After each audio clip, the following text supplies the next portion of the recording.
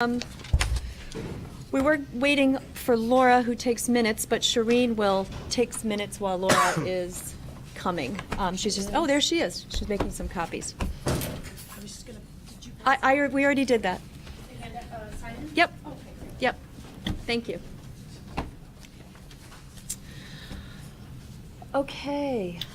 So first item on the agenda is any additions or modifications to our agenda tonight.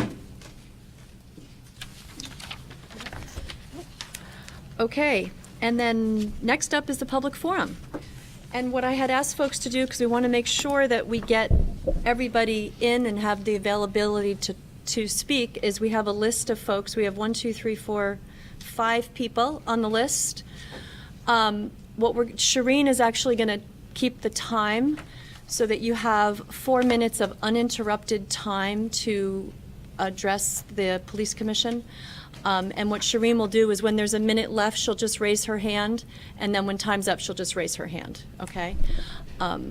We do have 5. If anybody feels inspired that's not on the list after the 5 folks go, please just let us know and you can come on up, okay? So the first person is Annie Mick. It's okay. How do you say it? Just for the, how do you say it, Annie? McEnany?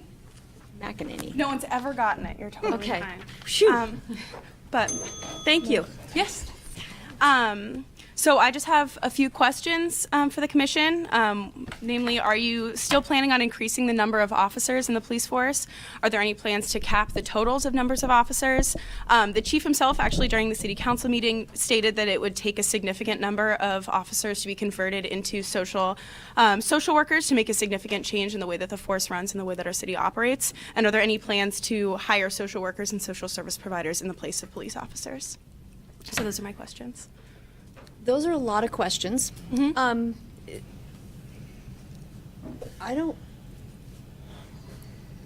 the resolution from before city council yesterday did not get passed, you know that, right? Yes. About social workers.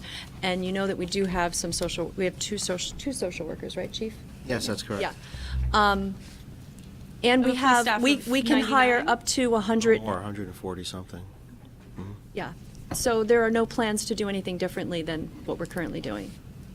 Unless, Chief, if you want to respond to that. Yeah, so there's no plan to cap the number of police officers any less than our capacity to hire up to 105. We do have 2 clinical social workers and an epidemiologist employed by the police department.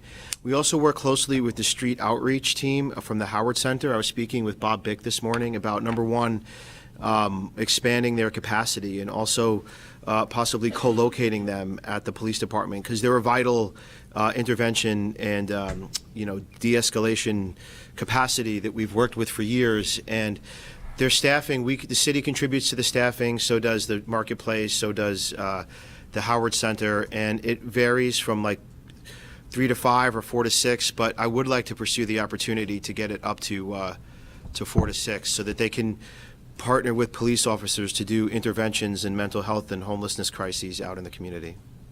Well, then I suppose, like, if that's not something that you can answer right now, I guess I could reframe that question as, do anyone on the police commission see that as like a worthy goal or something worth pursuing?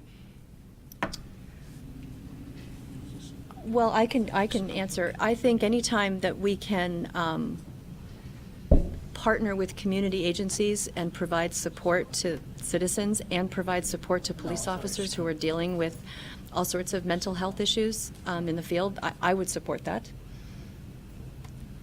So.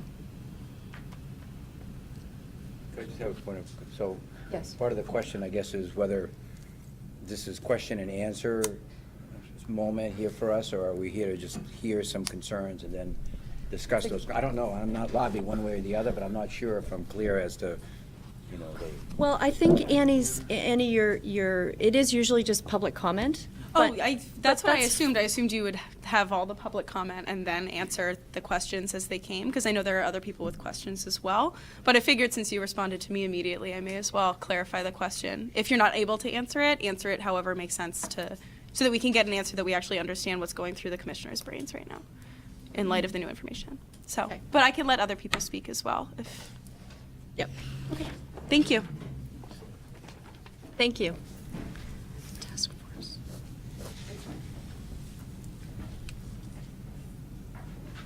That's what I should refer to as the task force. Yeah. Who's next? Oh, next on the list is Pierre Dre.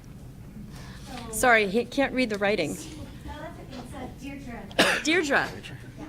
Thanks. Sorry, Deirdre. Yeah, I have a question as well, so for later.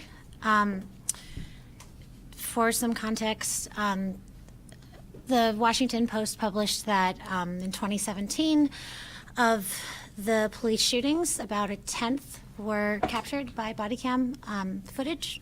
And so I wanted to ask if the Burlington Police Department plans to have or does have 100% adoption of body cameras, and if there are plans for guidelines around releasing body cam footage to the public. And lastly, if body cameras can be meaningful transparency tools without timely public release of footage. Okay. Thank you. Brian Clifford? I think I got that one right.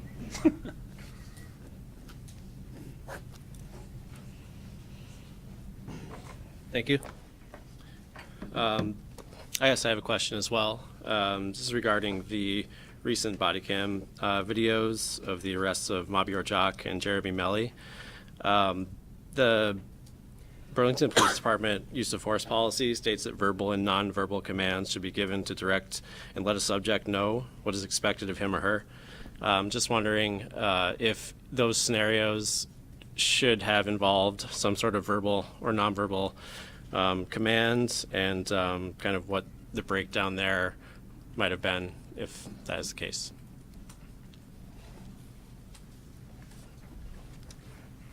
Thank you, Brian. Lauren Kennedy?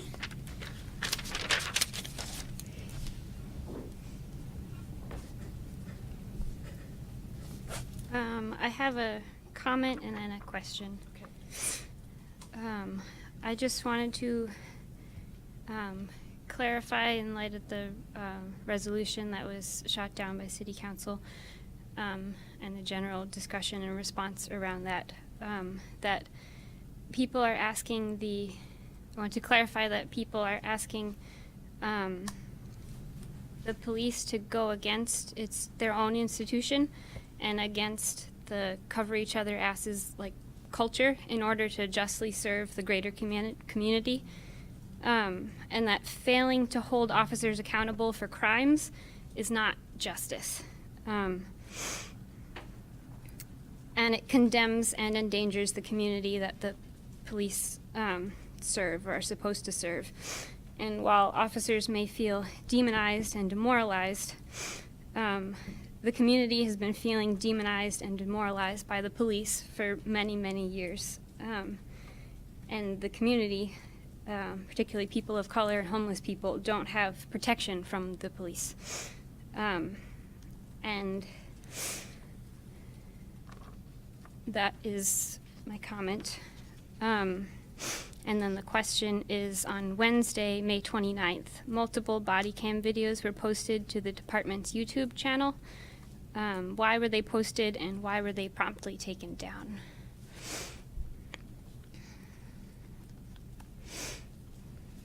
Okay, thank you.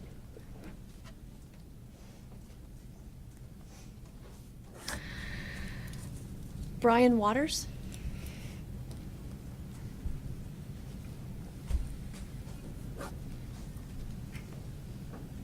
Thanks. I thought my statement was short, but I guess it'll be a bit longer than the previous ones. But before I started, I just wanted to acknowledge to the chief that I spoke over you at a city council meeting a few weeks ago. But also, this is an acknowledgement and not an apology.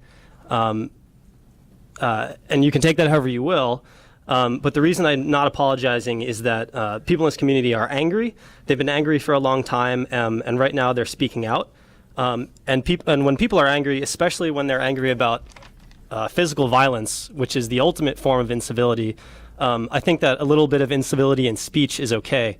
And I think that if I were to apologize, I think I'd be apologizing on behalf of some really valid feelings within the community. So it's an acknowledgement, not an apology. You can take that as you will. Anyway, the reason I'm here is to bring up something that I haven't heard mentioned publicly, or at least in like a public forum type setting yet, which is that a few weeks ago, before that very same meeting, the BPD sent 3 cops to monitor a speak out about racism and police violence that had been organized by Black Lives Matter of Greater Burlington, and I think maybe some other groups. And since this is a public forum, I guess I'll pose my questions as a statement. But I'm wondering why the BPD thought that was a necessary step. And for the folks behind the camera, I'll preface this by saying that I'm not a fan personally of terms like community policing and progressive police. But for a department that prides itself on those things, I don't understand how you thought it would be acceptable or okay to send police to such a speak out. I think you have to put yourself in the shoes of someone who maybe has experienced police violence. They may have had a traumatic experience with police violence, and they might have something to say. And imagine how much more difficult that might have been with 3 police officers in the back sort of monitoring the speak out. So, thank you. Thanks, Brian. Does anybody else have any comments that they would like to make that's not on the sign-up sheet? Anne?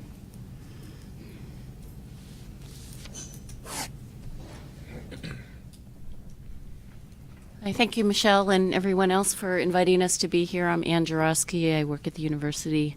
And I'm here because I really just kind of wanted to get a feel for what this group does, what this group is like. And the reason for that is because I was so disturbed after seeing the video that all of you I know watched. And I just could not, I couldn't imagine how a group of people could vote to say that that was okay, that the actions, the punishment was okay. And so I'm just trying to get a feel for how this group works and how a decision like that could be made. So that's what I'm here for, and that's, I guess, all I'm going to say. Thank you. Thanks, Anne. Anybody else?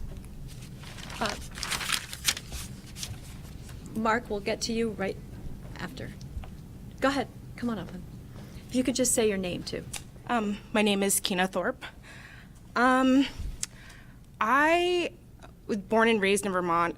I'm 24. 24 now, so I've lived here for 24 years. And like growing up here, I never felt afraid of police officers. And I think that part of that might be that I'm biracial, and I most of the time was with my white family, who, even though some of that family got into trouble with the police a lot, I never saw or heard them talk about having excessive force used against them. And trust me, like, some of the people in my family are people who like to not like people for no reason. So were there to be incidences of police brutality used against them, they would have something to say. And so I work at the Peace and Justice Center, and that combined with being a Black woman who lives in America, I'm obviously very in tune with the incidences of police brutality that are happening all over the country. And up until a couple months ago, when I saw the body cam footage, part of me was still in denial about the fact that something like that could happen here, because it didn't match the experience that I'd had being sheltered by the whiteness of half of my family. And so, and going to the city council meeting that happened a few weeks ago, and seeing how when when prompted by one of the speakers about how many people had seen the body cam footage, how there were a couple of our city councilors who hadn't seen it, it really disturbed me. And seeing that compared with some of the comments on, and I know that social media isn't the best way to gauge general consensus, but seeing the things that people had to say about the incident, about how he deserved it for being drunk and disorderly, which I think a lot of people have been in their life, combined with just this wall that's been put up between not put up, but that has been there between the police and the people, and just it just seems like a complete and total lack of empathy for the victims, the direct victims of these incidences, as well as the people like me who are now terrified or have been terrified, who are experiencing the shared trauma. And so I'm just wondering, Just 1 more minute. Sorry. just asking for 1 minute if we can just stop having this discussion as if it's some fictional heady thing, and like really get to our hearts and just be honest about the fact that what we saw was horrible and it's impacting people and something needs to be done about it.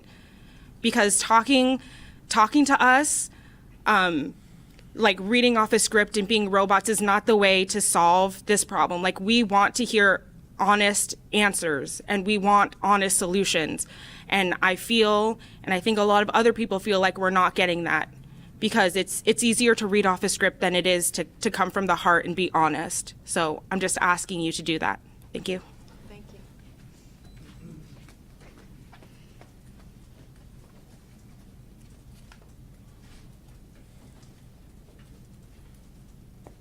Good evening. Hello. Hi, I'm Mark Hughes. I'm with Justice for All, and I apologize for being late. I was just over at the nominations committee meeting tonight. It looks like you guys have 10 applicants for the commission. Yeah, I wanted to just offer a couple of brief comments, Madam Chair, just about the recent events with the, I guess it was 17 or so students that were asked to get off the school bus over in the Old North End. And just wanted to bring out just a couple of thoughts on it, and also leave you with just some suggestion, Brandon. And I think that, there's so much attention and there's so much time being spent to, having a conversation about whether the kids were naughty, or whether they were, deserving of discipline, or whether their parents should, have done a better job at doing, maybe they just, maybe they needed to be put off the bus, or it wasn't racism. Move along, nothing to see here. Obviously, if there were white kids that were also removed from the bus while those black kids were removed from the bus, it couldn't possibly have been racism. So there's just, in all of those, I think, are just distractions if we're going to talk about policing, because there was a crime that was committed. It seems as if there's a crime that was committed, because if I took a 5-year-old or a 6-year-old or a 7-year-old and dropped them off in a neighborhood anywhere in town because they were being naughty, or no matter what they look like, you'd have DCF crawling up my butt. And not only that, I'm sure there'd be a legion of cops standing in line to question me as to what the hell is going on. So I think there's a law enforcement responsibility, rather, that, and here's the other dimension of it, is whether there was, white kids involved or not. It just occurred to me that here we are again, just like we were in Bennington, asking the police to prosecute a crime that's being perpetrated allegedly against at least the vast majority of which are people of color. So here we go again.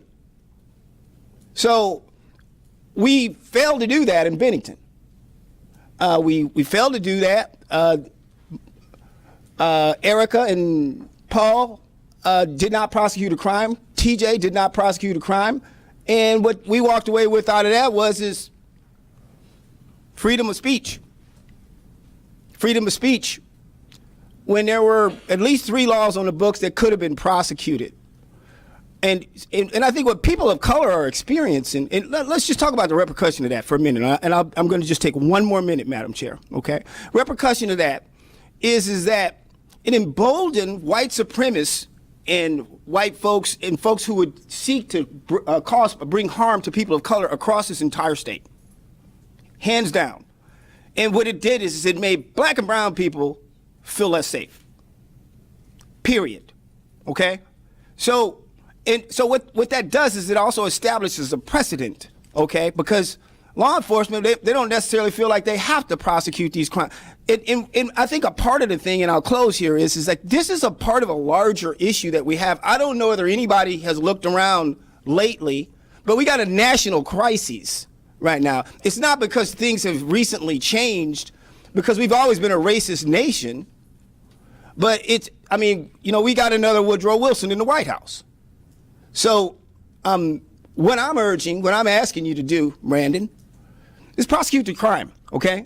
If there's a crime that's been violated, find it, get out your book, dust off Title 13, find out what's going on, who did what, who recklessly endangered those children and why, okay, and prosecute them to the fullest extent of the law. That's what I'm asking you to do. So, find Sarah, have a conversation, do your job, prosecute the crime, lead by example. Thank you.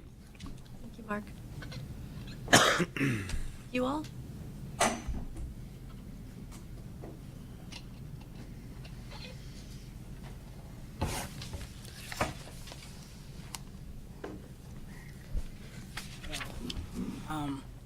My name is Joel Ejok, and this question is to anyone who has a kid, particular to Michelle. You know me, Michelle, for 14 years, and knowing me for 14 years, if that was one of your kids, one of your son, do you think that your answer would have been, your comments would have been the same as you put them out to the public? And the reason I ask you that is I'm still struggling how to trying to communicate with you, because I was very upset, and these are the kids that I actually grew up with. And that could have easily been me in the video, without a doubt. And I just cannot quite figure out how could someone with the kids look at those videos and say that's okay. So that's my questions. Thank you. Thanks, you all.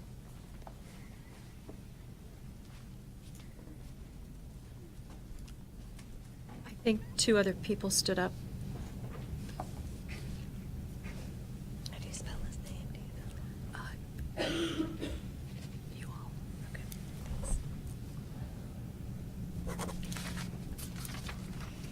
My name is Jennifer Decker, and my question or comment is, how do we as a community get from police brutality to police accountability? And one question that I have in light of that is that we have 2 police officers who, as far as I understand it, may be still on the street, who've made very poor judgments to the point that they ought not to be in that role anymore. And I understand that there might be rules and laws and lawsuits and that type of thing that may interfere with people asking those individuals to take responsibility. However, I think that there are some avenues in terms of directly holding people accountable that must be pursued. One thing that really concerned me when I was at the City Hall was that I was hearing from the leadership some sort of case building around exonerating certain individuals. As well, I was aware that there had been an initial possible attempt to cover up the role of individual in the death of Douglas Kilburn, and that perhaps I'm don't have all the most up-to-date information about that, but I was not clear as to whether those issues were actually resolved. And from my perspective, they weren't resolved to my satisfaction. And I think it is your responsibility as a commission to hold people responsible for their actions. Now, I used to work at the Howard Center, and I'm actually very good at de-escalating conflicts. I do it without any weapons, and I really honestly think that one place, if we want to recruit responsible police officers, would be to recruit people with mental health background who've had to de-escalate conflicts without weapons and to use their wits. I think that one of the things I learned in the context of my career as a mental health therapist is that there is a trajectory, a developmental trajectory in regard to how people are willing to take responsibility and be accountable. And it's a immature perspective to be primarily concerned about whether you're going to be in trouble for what you've done, as opposed to being primarily concerned about the impact that you've had on other people. If I had ever hurt a child in my employment at the Howard Center, I would have actually voluntarily resigned, because I don't think that it is healthy, helpful, or appropriate to be in a profession where you cause harm. And so my question is, with the individuals who are still on the street terrorizing my community, who is holding them accountable?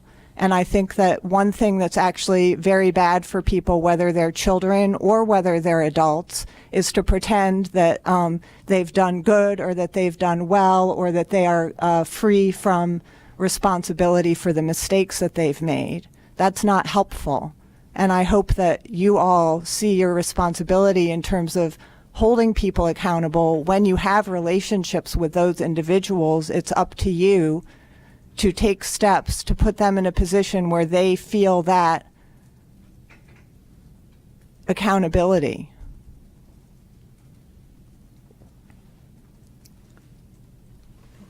Thank you. Does anybody else have any comments they'd like to share?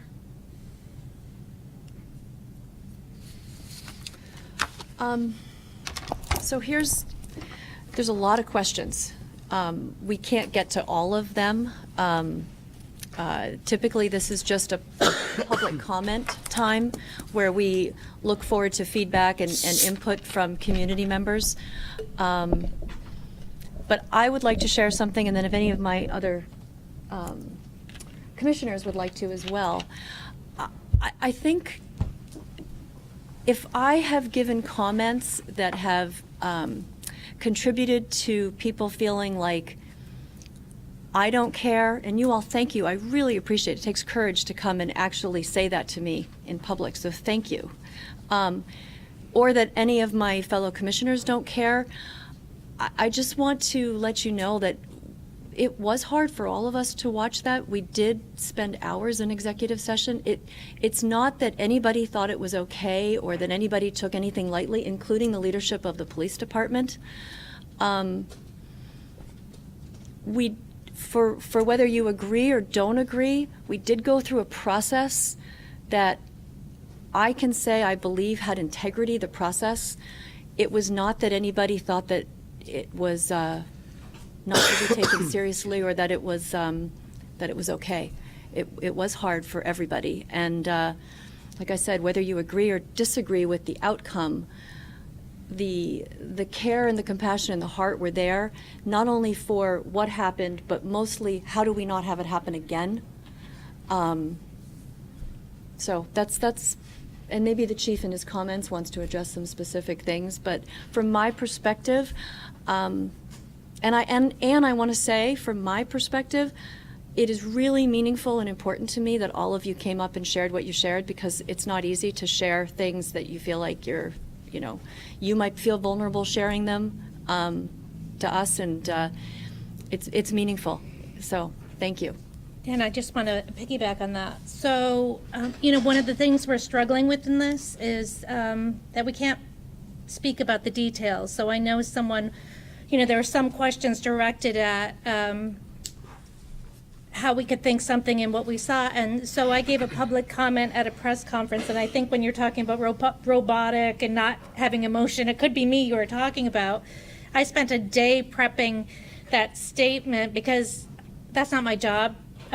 Media comments, I was very nervous, but I also was struggling with I really want to be able to give as much information, but we have this obligation that we can't talk about personnel matters. So that's a difficulty for us, is struggling with wanting to be transparent, but respecting the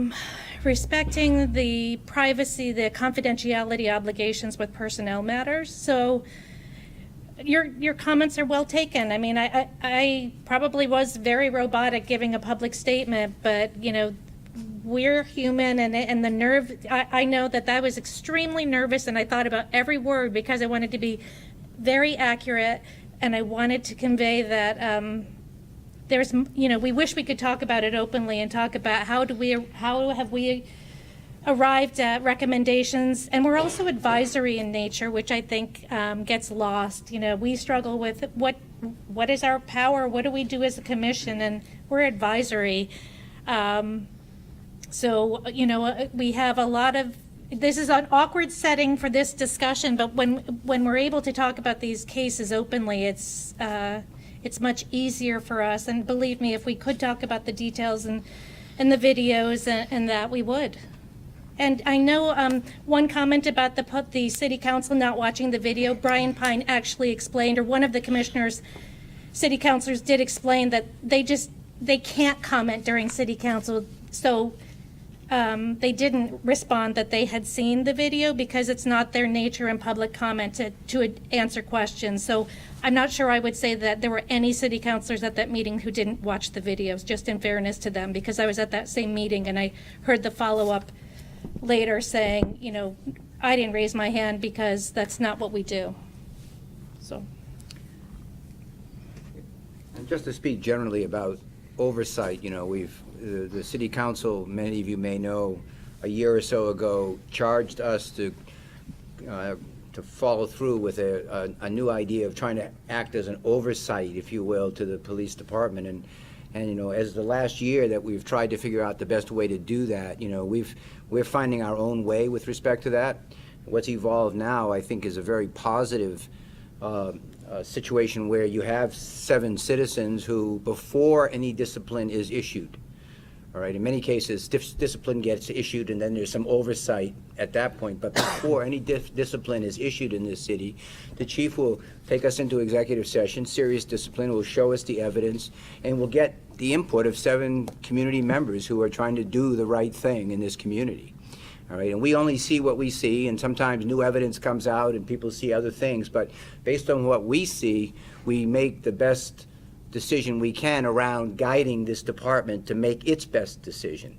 And I think with that structure, we do a pretty good job in helping the chief and this department to make good disciplined decisions that are consistent. And if you look back to the record of prior disciplines and that takes into consideration the community and everything else, I mean, we do the best that we can. Is it the best system for oversight? I think that's a question that is being raised now, and was raised the other night with this new resolution that the city has created a task force to look at the whole concept of discipline and how this department operates in terms of oversight and what is the best arrangement. So, there's an opportunity out there to take a look at how it works, how it worked here, and how could it work better. And as that commission evolves, it's I think a 6-month charge to come back sometime in November with recommendations on how we can all do something better than we have in the past. And I think there's always room for improvement. But I think it's also important just to understand that for now at least, these 7 commissioners up here, citizens like yourselves, do see the evidence. We do have an open and frank discussion about what is reasonable and appropriate, and we give out the best advice we can. So, I mean, I don't know if that's any consolation to anyone, but that is how it works now, And we're going to have an opportunity to look to see whether that's the best way to do this or whether there are other ways that can be structured to be to be more responsive to the community. Thank you. Anybody else have any comments? Okay. Chief? I'll actually jump in real quick. Okay. I thought there was going to be a comment on there. Right. I mean, I would not say that, I think that we are doing things perfectly right now. I don't think that, in part because there are outcomes that happen that we collectively in the city doesn't want. Right? So these are outcomes that we don't want to happen. It would be helpful, I think, if some more information could be given about what the process is, starting from kind of, when the commission becomes aware of incidents, when our input is solicited, what we can recommend, speaking generally, obviously not about any specific case, what we can recommend and how that gets factored into an ultimate disciplinary decision. I'm not sure that people know what that is right now or how that works. And I think it would be actually good for people to know a little bit more about how that works. But I think that we can all do a better job because I think that there are still outcomes coming out that we don't want. I know, so there were a lot of questions. I'm not going to get a chance to say anything about all the questions. I'm not going to try, so I apologize for that right now. But I do want to say something, a few quick things in light of this with some things that were said, right? So one was about kind of looking at social workers versus police officers, for example, right? That was the first comment that was made. And also the second to last comment about kind of how mental health workers have abilities and training in de-escalating incidents. Yes. So again, so this right now is my personal opinion, right? I'm not speaking for the commission or anything like that. Look, I think that what we want, ideally, of course, is for officers of BPD to have those skills, to have those de-escalation skills, whether they are whether you're hiring a social worker or whether you're hiring someone who already has de-escalation training, whether officers are trained in de-escalation tactics. That's what we want to have happen. And and I think that obviously not just mental health workers have those skills, although they do. High school teachers have those skills. They're trained in de-escalating situations all the time. Right? There are plenty of people in the community that kind of are trained in de-escalation, and I think that officers are also trained in de-escalation. But it might be that those policies and training and how that happens needs to be looked at again or updated. The goal, of course, is for any situation where a situation can be resolved without any force at all, that we should be finding ways to make that happen. And I think that anytime we have any tools available to us, we should be looking for that goal. So, I mean, that's just to say that when we're offering our opinions about disciplinary matters, and like I said, now I'll leave it to someone else to talk about how that happens from start to finish. But when we're looking at disciplinary matters, I do think that the goal is always how can we make sure that these situations are not happening in the future if they can be avoided. And then the question becomes, what's the way to do that? And sometimes that is a tricky question, sometimes it's a tricky answer. And sometimes those answers, when they get implemented, take a longer time to implement than just a kind of 1 second or 1 day or 1 week or 1 month kind of fix. I mean, sometimes they take longer than that. But I do think that is the goal. And so, insofar as we're not getting to that goal yet or quickly enough, I am happy to apologize to the community for us not getting to that goal as quickly as we would like to do. But I do think that that's the goal. And so then the question is just what are the means to get there? Okay. Next is Chief's report. Thank you. If you don't mind, I'll take an opportunity to address some of the questions. That would be great, Chief. Thank you. Hey, thank you. So thanks for answering those questions. I think they were incisive. I'll try to hit on a few of them. There were some that I will invariably miss. I was writing as I went. Every police officer in the city of Burlington is issued a body camera. Any officer on patrol or conducting enforcement operations or conducting an investigation is expected to wear the body camera and activate it during any substantive interaction with the public, an interview, a call for service, an attempted arrest. If you come up and ask them for directions, they're probably not going to activate it. It does capture not with audio, but with video, the 30 seconds prior. So if something is developing and they hit it all of a sudden, as you've seen on the videos you've watched online, I'm sure, it captures the prior 30 seconds as well. So there's a safeguard to capture that information. It's worth noting, for example, that in the cases of force that made the news, that they were captured on our body cameras, and they were turned over to defense attorneys as well as prosecutors. So they're, and in both cases, although in, for example, the case with Mibi or Jock, it was the officer that took the that made the arrest, and other people came on a few minutes afterwards. But there's often more than one body camera at work. So beyond that, you also have folks filming things, which we encourage. That's your First Amendment right. And like I said, even if you look at the unfortunate shooting of Phil Grennan, for example, that was captured on several different body cameras. So we have 100% saturation, and our policy for body camera use is online. You can peruse it, but again, they're expected to be used in every substantive encounter with a citizen, all substantive police work, and the officers cannot edit or delete their body camera footage. And once they dock it, it's downloaded, and then it's only supervisors can edit or delete, but they may not. That's against regulation. And it's turned over, like I said, not only to prosecutors, but to defense attorneys.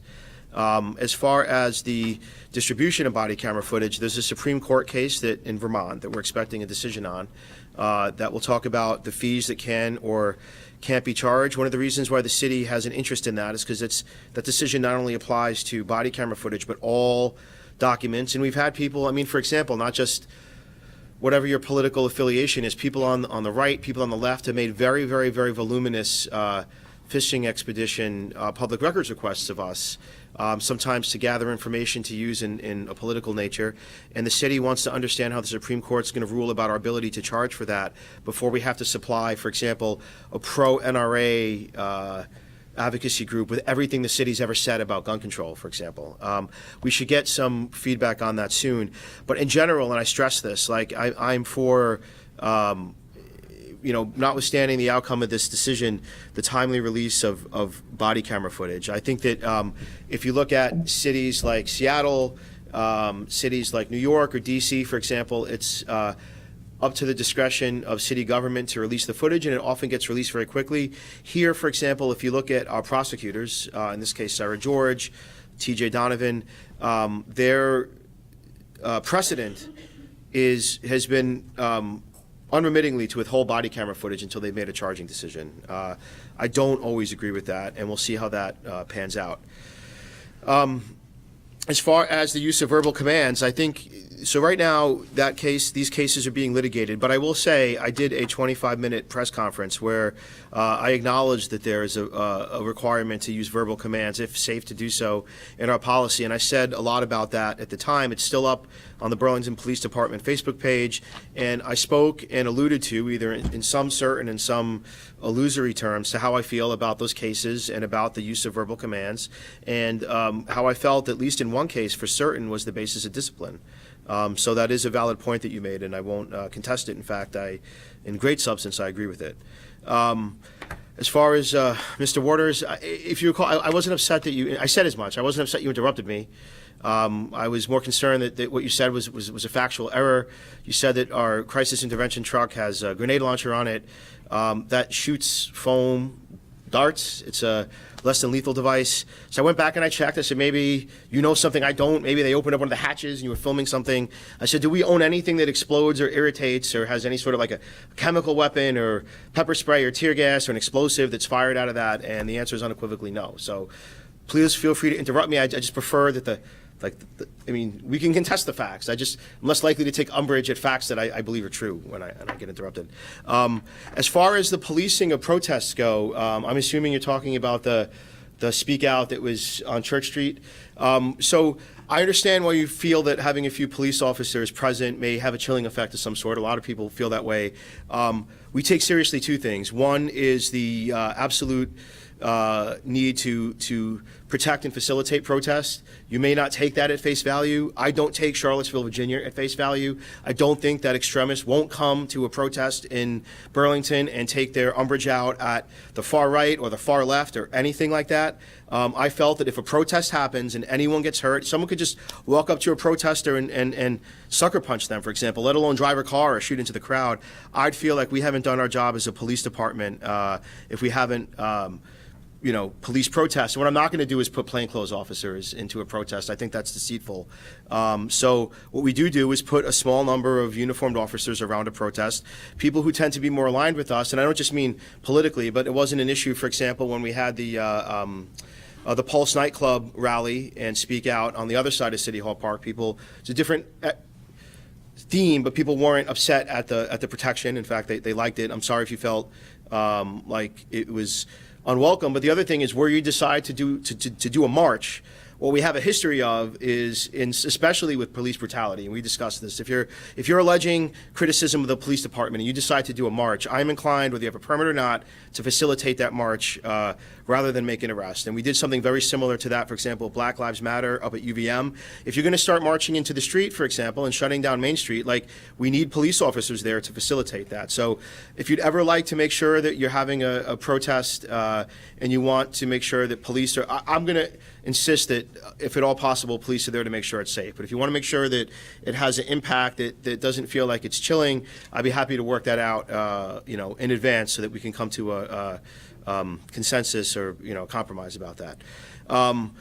Mr. Hughes, as far as Bennington goes, I share your frustrations with the prosecution or lack thereof. I assume you're talking about Kia Morris. If you're talking about prosecution, as you know, we have made hate crime prosecutions in this city that sometimes have been, number one, overturned. Sometimes that actually the ACLU has come out against and said, you guys too vigorously prosecute hate crimes, and we're going to fight to free the defendant. So if you're talking about our willingness to tackle difficult racial issues, the proof lies in the prosecution, as I've said, of a person who distributed KKK flyers to people of color, the prosecution of Christopher Hayden. We opened up a hate crime investigation into the burning of the pride flag on Bright Street. If you read the comment section, people are saying, they criticize us for that. I don't take that seriously. I think we're doing the right thing. In the case of the children with the bus, the key thing you said was prosecution. Prosecution is a joint decision between myself and the state's attorney. As you know, the state's attorney is clear that she does not bring cases that she doesn't think she could win in good faith. I have been in discussions with her about the feasibility of a case here.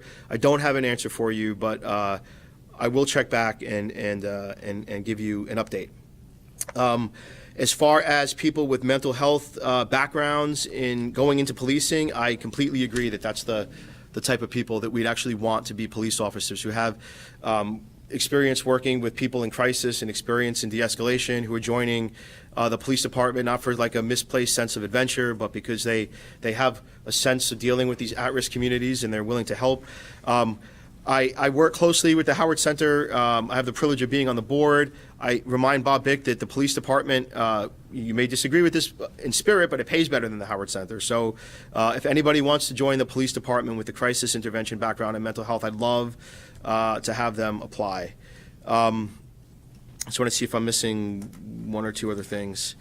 No, I guess that's all that I see here. I'm probably, no, I think another thing, too, that I want to be candid about is I don't agree. I'm not satisfied with the timeline at which we released the information about these two use of force incidents because, number one, we didn't decide to release them, right? They were released by the plaintiff. The plaintiff got the body camera footage. The plaintiff's attorney wrote civil complaint and released it. We felt we were looking at these issues at least going as far back as October to November, right when I got back to work after being out with my injuries. And we had many sessions where we're saying this is something that needs to be released quickly because it's going to look like we were withholding if we didn't. But we knew that the day was coming, and we knew that these were disturbing images, and we knew that we'd have to account for them. And one of the things that I hope that really comes from the task force and the committee that's being formed is an understanding about when to release sensitive, high-impact personnel matters that will have an effect on public trust that deviates from the city's present personnel policies, because the city's present policies are unequivocal about the fact that personnel matters are quiet, they're confidential, and even after they're resolved, they don't normally get advertised. I don't agree with that. And to my relief, even our union said, no, listen, we need to release these things sooner. So if there's one or two things, I guess, that for certain that I'd like to come, or three, one, just hitting on a few things. I think it'll be cheaper, easier, and quicker to redact body camera footage than ever before. I think it gets cheaper every day. I think that we can tend towards more timely releases. Somebody asked about the stuff that was put on Reddit, not Reddit, it made it right onto Reddit, put out and taken down. That was body camera footage that was being prepared for transmittal to a family member of a person who'd asked for it. The press has since inquired about it. I assume that footage will now become a matter of public discussion soon. But that was actually put up very, very briefly in error. That was a complete clerical error on our part. That was supposed to be transmitted to somebody who was involved in that incident. So better release of footage, number one. Cheaper, faster, maybe telling prosecutors that in high-stakes incidents it's better to get the footage out there rather than wait months to put it out. I would prefer if the Douglas Kilburn footage was out in public right now, and I made that clear to everybody. Number two, I think it would be great to have a better expectation of when we can deviate from present personnel precedent in order to release these notifications and footage about high-impact incidents.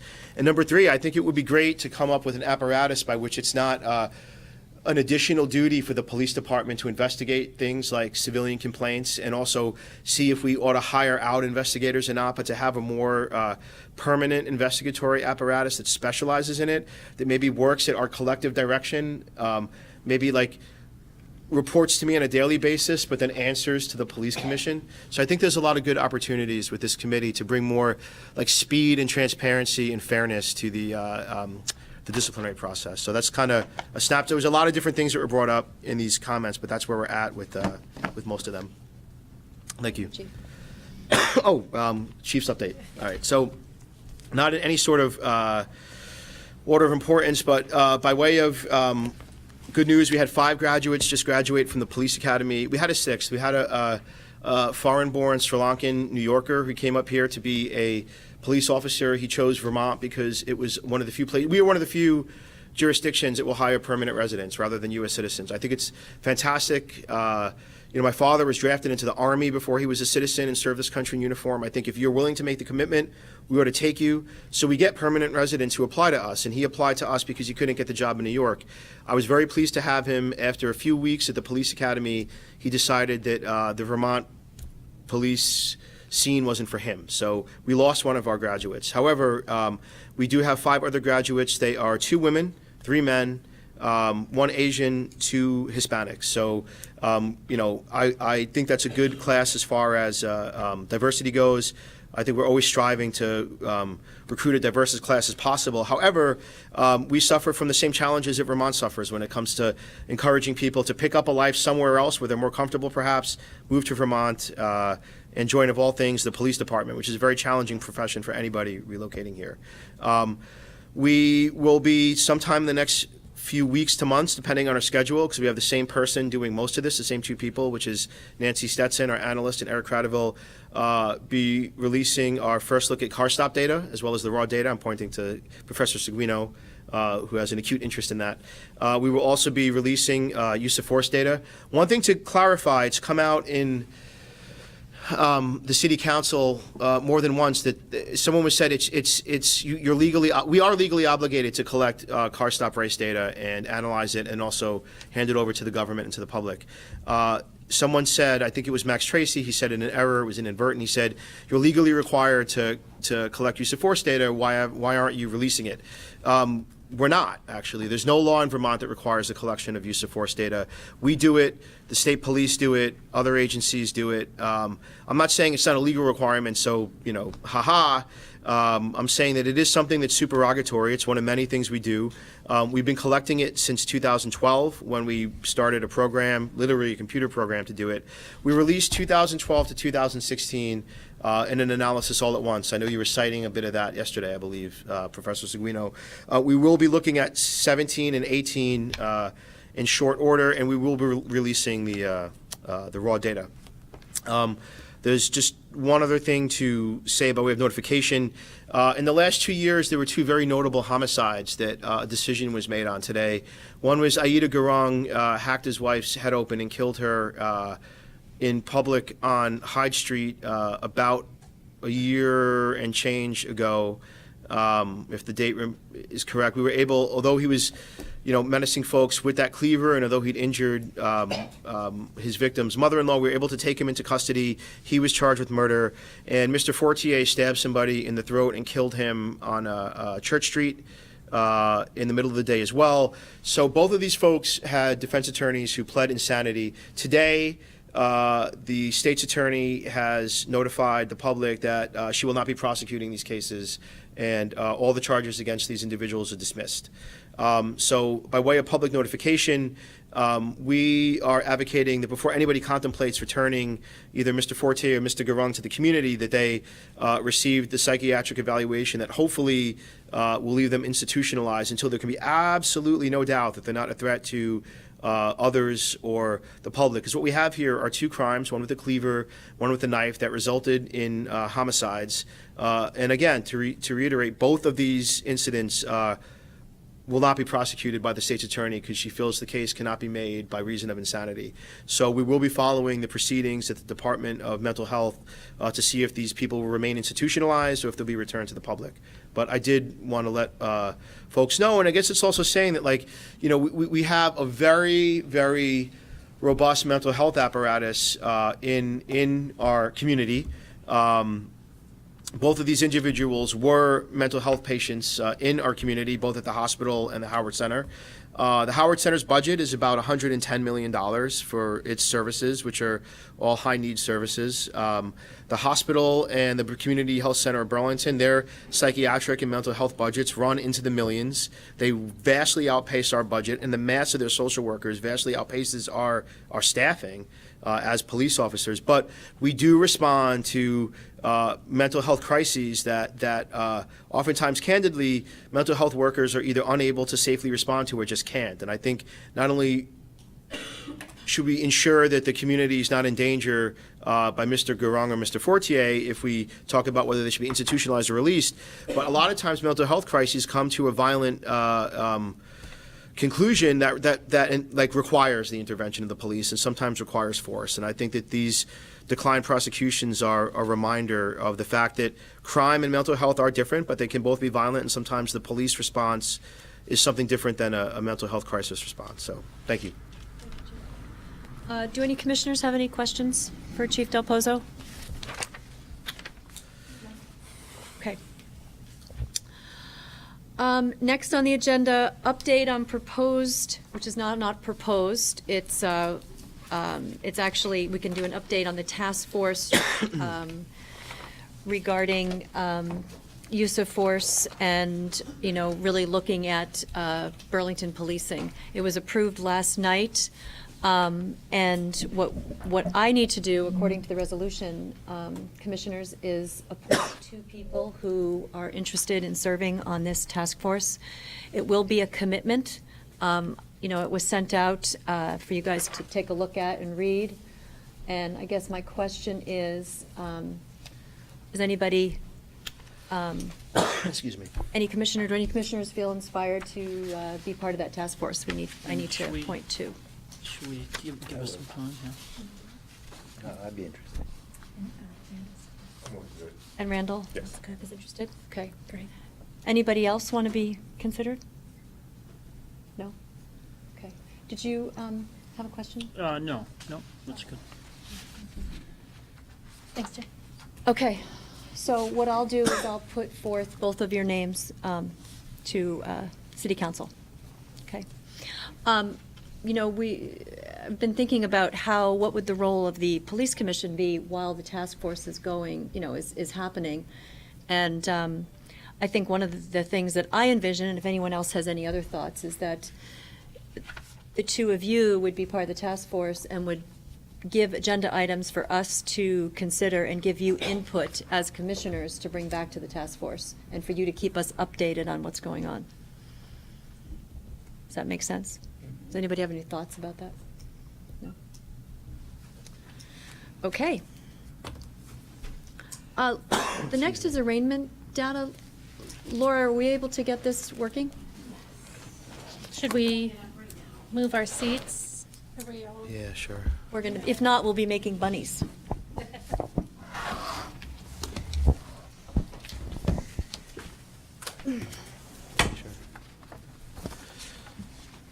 So I guess by way of introduction and maybe are you ready to go with that, or is it? Okay, the wheel's spinning.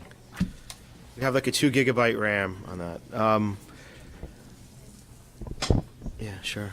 So maybe to buy the audio video squad, maybe to buy folks some time. One of the things that we mentioned we would be doing in the coming weeks was talking about our collection of arraignment data. I didn't want to, listen, there's a lot more pressing stuff to get out in public over the last few weeks, and I didn't want it to just get lost in the shuffle, but I think this is an important project that we've been working on for the last 20 months, and I'm actually glad that there's an audience of civic-minded and justice-minded people here to at least look at the report. We'll be posting it up. We'll also be releasing the raw data for other folks to use in the coming days. I know, just looking at Liam Connors, we'd spoken about this report. It was very gracious of you not to just constantly FOIA our work in progress, but now you can just get the entire data set right now. Yep, you got it. But what we did is we realized that, we're required, for example, to collect car stop race data. We do collect, obviously, our arrest data. We collect the demographics about it. We know who we're charging, with various crimes. We know what we bring to the prosecutor. And then we know, to some extent, and I know that Mark Hughes gave me a cockeyed look when Mark, you here? Or is it like, he gave me a cockeyed look when I said, we basically know who ends up in prison for the most part. And he said, well, maybe we kind of do, but we're not exactly sure. But there's also the judicial process has a big impact on criminal justice, just the spirit of criminal justice and the disparate impacts by race and class. And we realized that there was not a systemic way to look at what happened after we made our arrests and to see, for example, what happened just to begin with at arraignment. So we have a woman who is a victim's advocate who attends every arraignment. And so what we did was we started systematically using her presence to collect data. I know you'll be able to talk about the, do I need to buy more time?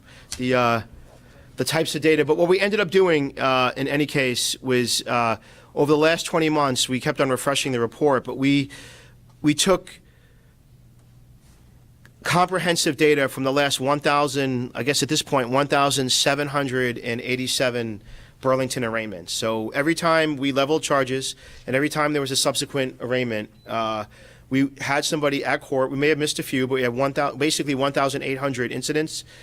We collected the age of the defendant, the gender of the defendant, the race of the defendant, the charge, the judge, whether the person showed up, whether bail was set, how much was set, whether a warrant was issued, what the incident number was, and maybe even a few other things are missing. And then we looked at we ran it through some statistical batteries. So looks like PowerPoint is not responding. There we go. So that having been said, Nancy Stetson is our crime and data analyst. Nancy comes to us originally from Vermont, but educated by way of Berkeley out on the West Coast in public policy or public administration? Public policy. So she is the author of this report, and I wanted to give her the opportunity to present some of it.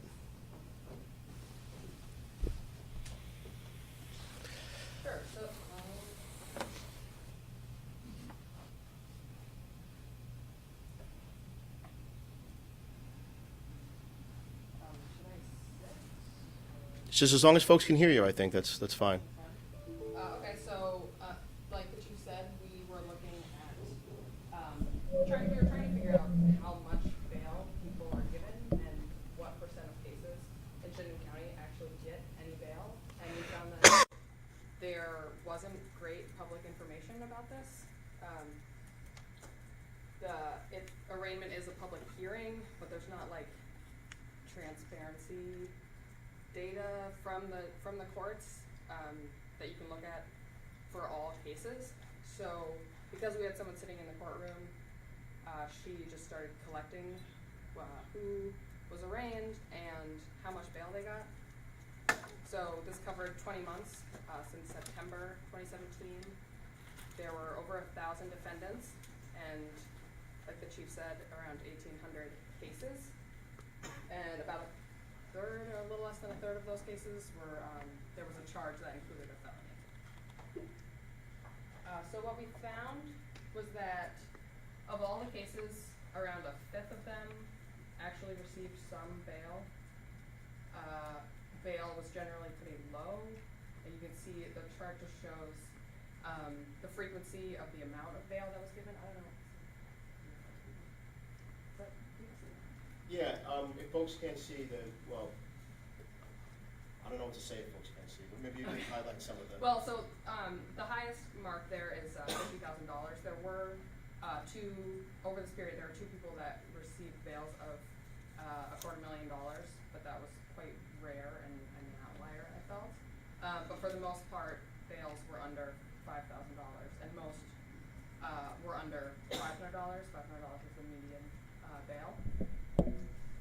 We also found that a number of defendants did not show for their bail hearings. Around 1 out of every 5 defendants that were called to arraignment were not actually present for it. And so then the judge either issued a bench warrant or I guess an arrest warrant is also possible in that case. So that was surprising to me. So one of the things that courts do, or is to just, people who, sometimes defense attorneys, but sometimes cities, it's at different levels, different municipalities, but they either give a phone reminder or email reminder or text reminder about showing up to your bail or arraignment hearing in order to reduce the incidence of people not appearing. Not appearing will either get you bail and or a warrant, so it has cascading effects on people's lives. And we found that in Chittenden County, for our cases, like I said, 20 people, now 20% of all people scheduled for arraignment just never show up. And also there were a number of defendants who were arraigned multiple times in this period. One, the defendant was arraigned 15 times over that 20-month period. That was the most of any defendant, but you can see that the judges did see the same defendants repeatedly. That did make up the bulk of their work. So, like the chief said, we did look at the demographics of bail. You can see that men and women were given about the same amount of bail. Women were slightly less likely to receive any bail. But bail is closely, whether someone receives bail, it's closely correlated with whether they're, like how severe the charge was. So felony cases were more likely to receive bail than misdemeanor cases, so that is connected. And as far as race goes, we found that African American defendants were more likely to receive bail and also had higher bail set. But both of those results did not hold when you controlled for the severity of the charge that they had. We also wanted to look at whether judges assign bail differently, because judges have a fairly wide latitude on whether they need to assign bail and how much bail to actually put on. I was actually surprised that we didn't find a bigger difference between them. As you can see, there's some variation. This only includes judges with at least 20 cases over this time period. And they all assign bail in about 1 out of every 4 or 1 out of every 5 cases. This analysis also looked at whether the bail reform law that went into effect last July had an effect on the level of bail set. So the bail reform had a number of pieces. The part I'm going to focus on is this cap on bail. So the act said that judges can only assign bail of $200 for any charge that is a misdemeanor that is expungible, which are generally just nonviolent, low-level offenses.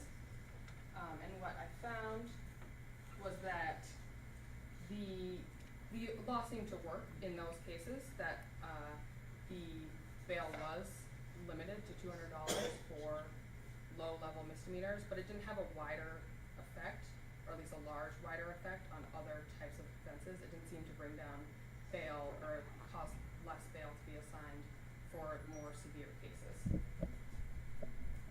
And this chart shows that same distribution. So the red box plots are the more severe cases, and the blue are these expungible misdemeanor cases.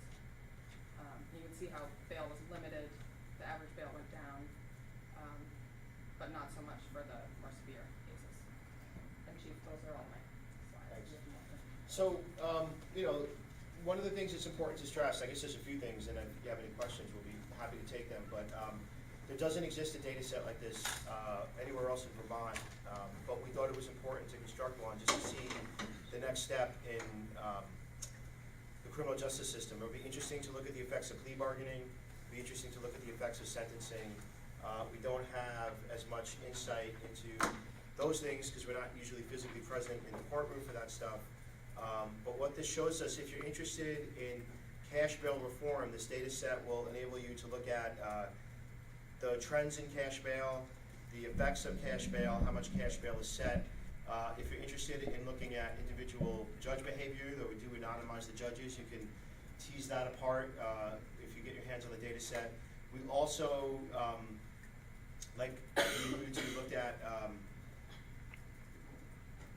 whether somebody shows up to court or not. I think it's, if we're looking at a negative effect about the issuance of a warrant or the issuance of conditions, if 1 in 5 people don't show up to court, that pretty much always follows with a sanction of some sort. So if you could increase just the simple presence of people at court, judges are then disinclined to subsequently give bail. They're usually likely to let people continue to appear on their own accord. So any system that helps get that extra 20% to the courtroom will probably reduce negative impacts in the arraignment process.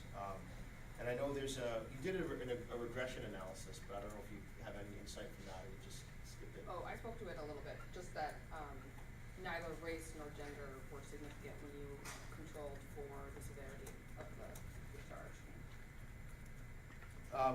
Good point. So anyway, that said, this report will be published online.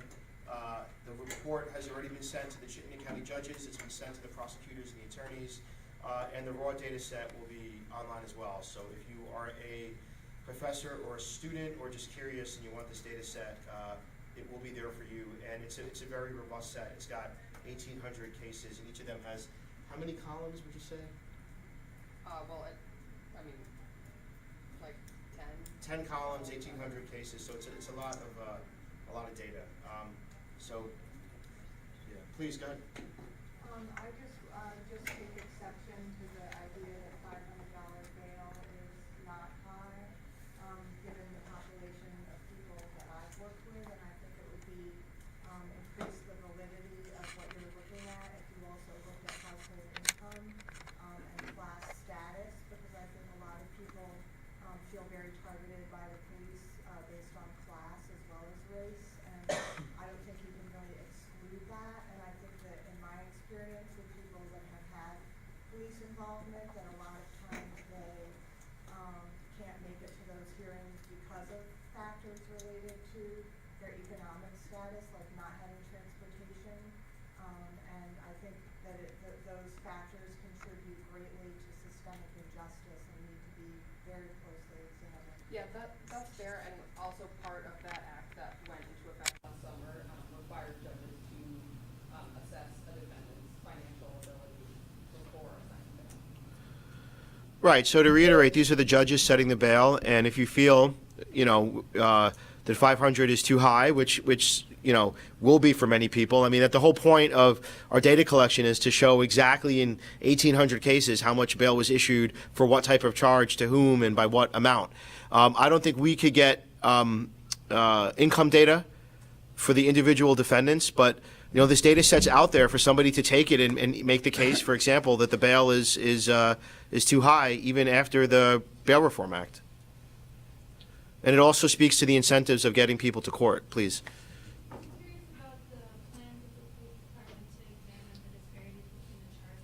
Right. Understanding that typically the charges match the bail, but the charges are different based on race. I'm curious how the police department plans to address those differences. Yeah, I mean, one of the things that I foresaw is exactly that question. Like, why?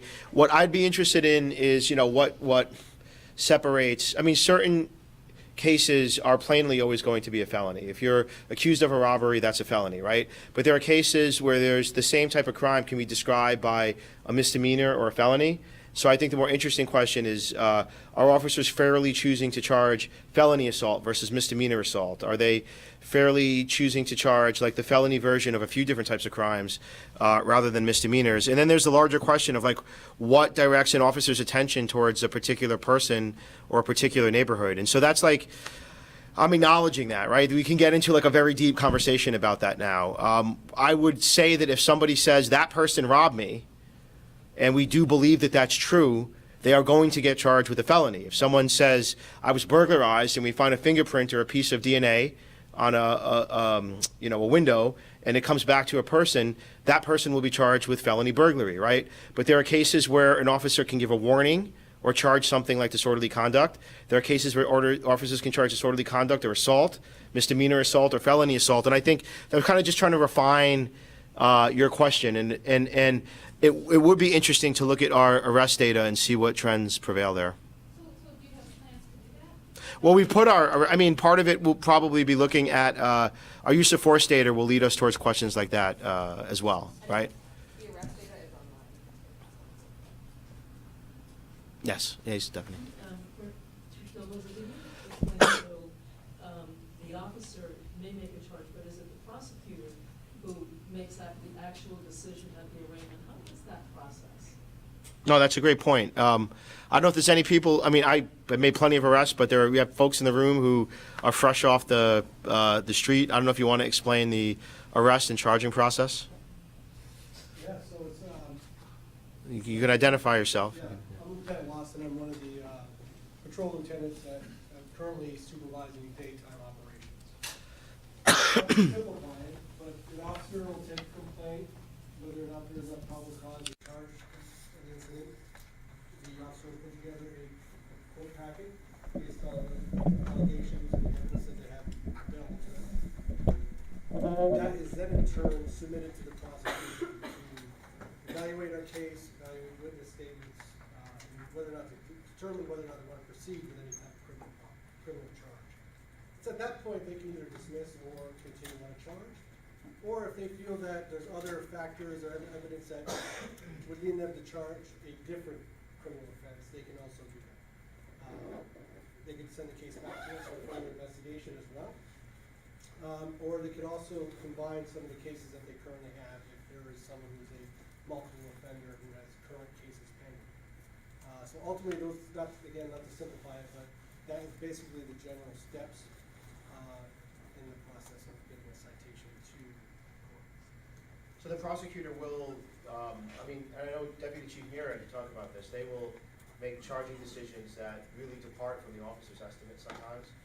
I don't know if you want to share any of that insight, but they do, it's not just, the officer does not decide unilaterally what goes on in arraignment, right? They supply the affidavit and the evidence, and then the attorney makes a charging decision. We have instances of public disorder where officers are able to articulate incidents in which the public is put in alarm, and we will have disagreements with our partners in the state's attorney's office about whether or not that alarm rose to certain levels. An incident in which a man was walking through Church Street and the farmer's market with a knife in his hand and bleeding and shouting unintelligible things, even leaping over a baby carriage at one point with that knife and shouting, and that was held not to be disorderly conduct, although an arrest was made for disorderly conduct. There are times where charges will be either minimized or will be, as the lieutenant said, rolled into cases where we have instances in which a person is arrested and that individual has so many other cases ongoing that the state's attorney will say, we're not going to move forward with these charges because there are so many others already on the table against this individual. So there are a lot of different outcomes that can happen at the arraignment stage. So one of the things I say unequivocally, if we don't track and analyze officer arrest quantity, we'll take an occasional, like, one over the world look, or we'll publish arrests basically as metadata. But I came from a police department where every month I had to give a list to my supervisors of how many arrests I made, felony, misdemeanor, how many tickets I wrote. And they knew anyway because it was all in the system, but they wanted it consolidated from me too. I know Deputy Chief Murad came from the same police department. Here we don't do that. So it's important to stress that there's not like a tally sheet that we're looking at where officers are incentivized to upcharge to a felony because they get more, credit for it or something like that. I mean, I'm looking, even Eric is a police corporal here. You could probably attest to that as well. Yeah, I mean, people talk about quotas being an incentive. That's not something that's done here. So. I don't know if, Yeah, no, back over years, I've been with roles for more than 20 years, and through my tenure, we've seen accounts of officers wanting to perform and showing the numbers, and I mean a positive effect. They were early in their careers, they're more motivated to do certain aspects of policing, and would tend to take assignments in areas that were of higher crime volume or higher occupancy of people, which tend to be more active and more interaction with the public. So you tend to see officers may have some skewed numbers that way, opposed to someone who is working a daytime shift in the summertime in the New York End, where it's less busy because of the dynamics of that area. So you do see some skewed numbers of that when you look at it that way. As a supervisor, when I was evaluating teams as a sergeant to now, when I look at the totality of our patrol districts and what our people are doing on crime prevention, we do tend to see we're not focusing, my team sergeants aren't focusing on the number of incidents officers are responding to or arrests that they're presenting.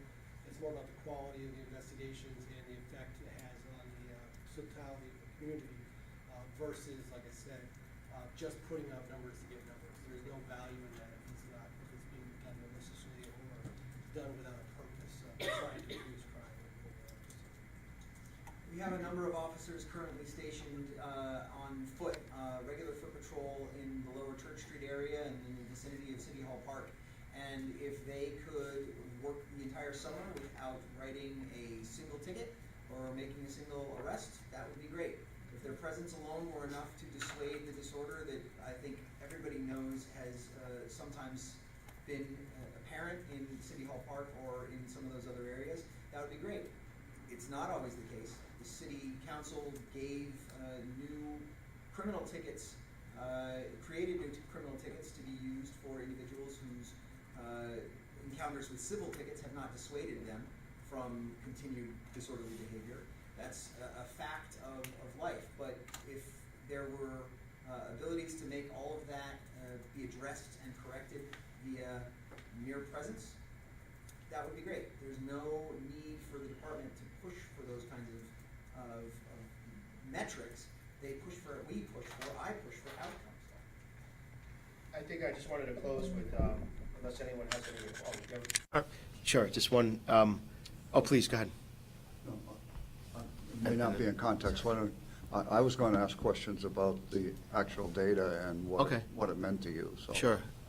Please, go ahead. I'm sorry, you had a question. So I just noticed at one point in the data, it does say that about 25% of cases are felonies. Does that seem about right? Not all felonies are violent. If not all incidents involve violence, and certainly not all involve guns, and certainly not all involve weapons, just trying to bring the conversation back to why so many people showed up tonight. Why can't the percentage of officers versus social workers reflect the actual percentage of incidents that involve violence and involve weapons and involve a need for an actual armed officer? So, no, that's a good question, and I think that it would be helpful to talk about what it takes to staff a police department and make sure that it's well-equipped and well-trained.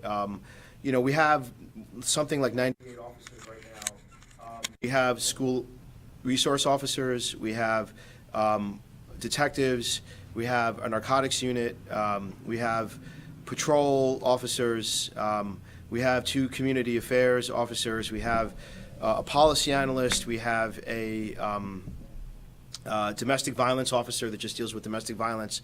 When you look at our ability to deploy officers out on the street, it's not like we're just overflowing with officers. You'd be surprised to know, or maybe not, or maybe you'd like it, but on a Saturday night or even like a Wednesday night, there may be 6 officers working in the entire city. So it's not necessarily like we're totally flush with officers. And we have to balance it, but we do need, if a critical incident happens, right? If somebody is shot on North Willard Street, like I can't just materialize. I need 8, 10, a dozen officers to secure crime scenes, start doing a citywide canvass for the suspect, go take victims to the hospital, and those officers need to be armed. So one of the things we can't do is just assume, and God forbid there's ever something like a school shooting or a critical incident, or even just successfully managing the spontaneous Black Lives Matter protest up on Main Street. Just to shut down Main Street that way took 8 or 10 officers. So we don't always say that we need the maximum amount of officers for like every sort of horrible crisis, but I don't think that we're overstaffed right now. I just think that we're basically staffed. And so where you and I might differ is in not in the need to have more of a like social work capacity here, but I don't believe in the zero sum of it coming out of my officer headcount. We might just disagree about that. We staff the airport too, sir. Yes. Oh, yeah. We also send 9 officers to the FAA requires that we staff the airport in order for it to run. So about 10% of our police department just polices the airport. That's another. Thank you, John. That's another point too. And I would like police officers to be, frankly, as well trained as possible in de-escalation and in social work type skills. You may argue they'll never do it as well as a social worker. I might agree. Social workers will never police as well as cops, right? And I think. We can talk about resource allocation, but we're not like just falling over with excess cops right now. So thank you for that question, though. Commissioner Simpson, you had a. Well, it sounds to me from, if you have 1 out of 5 people not showing up for arraignment, and you have 339 multiple arraignments and 1 person arraigned 15 times, I think people should know that that's not good, and it's, at least from my perspective, as a breakdown in the system, and it's not attributable to the police department. It's attributable to the courts or the state's attorney's office. And so I wondered, first of all, do you think that have you spoken to anyone to see whether 1 in 5 is the people at the court system, for instance, consider, or the state's attorney consider that acceptable? Yeah, so one of the things is that, listen, that's a great, you would not be surprised that the chief of police says that people not showing up to court is a bad thing, right? I didn't want to just say, like, that's, hey, shocker, like, newsflash, the chief thinks everybody should show up to court. But I did want to put that out there for people to consider, but be a little bit agnostic about what that might indicate. People can draw their own conclusions. But I will say this, right? It's not 20% of the people not showing up is, in my opinion, it's disruptive to the judge. It's disruptive to the defense attorneys, and it's disruptive to the prosecutors. It's like literally 20% false starts.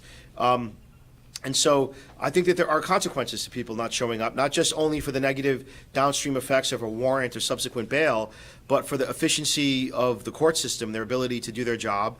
I don't know how that compares to other places in Vermont. I know that is in big cities, arraignment is upon arrest.